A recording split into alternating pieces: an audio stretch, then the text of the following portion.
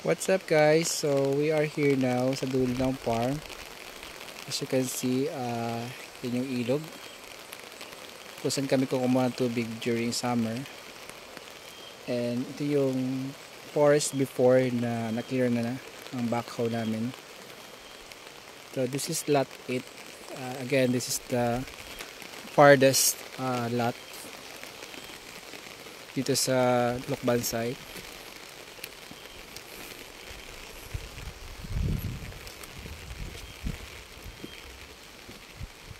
Okay, and then we will go to lot 3, the adjacent lot.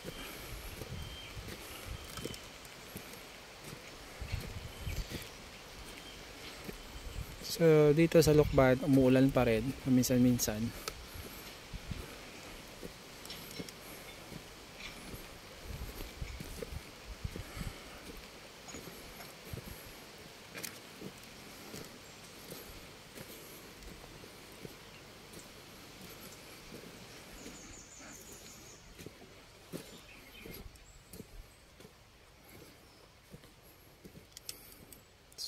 Malaki pala itong lot 8.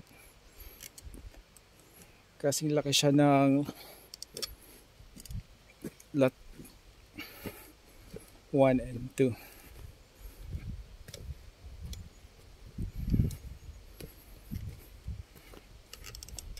Siguro mga approximately 3,000 square meters.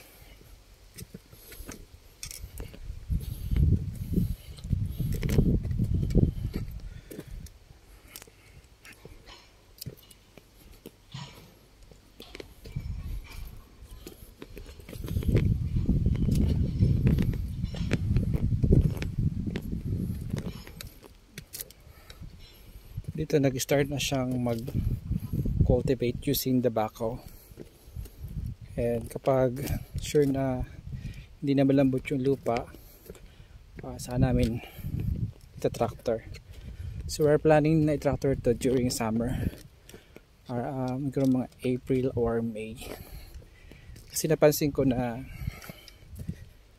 mataba yung lupa dito. Maraming organic materials.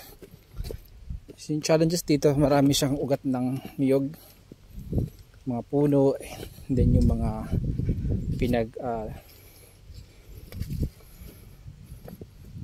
pinag-alisan ng mga bamboo. So dito gumagawa yung mga tatay ng staka, kasi naisip nila dito siya gawin kasi malapit sa kawayanan.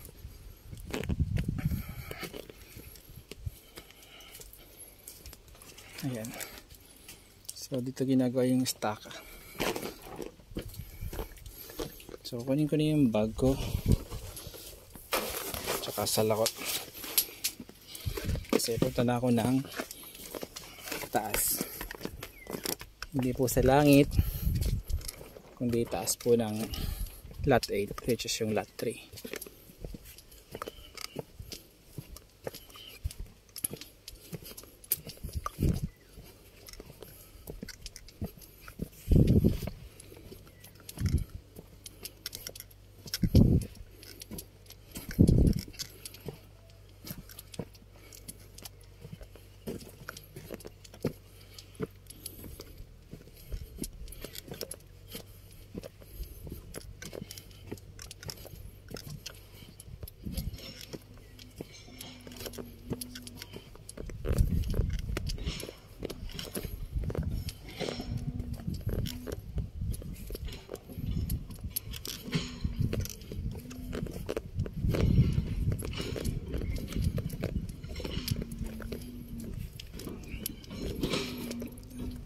This is section 6. Ito yung isang kalabasa.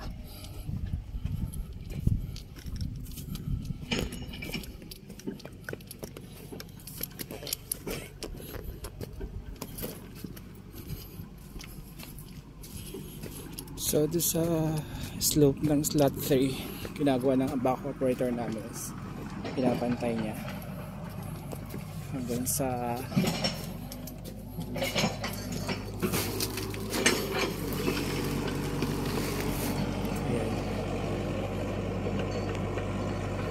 So yun lang guys. So we are expanding and make sure na magagamit namin yung mga slope area namin through leveling ng lots. And in the future, magawa siya ng garden.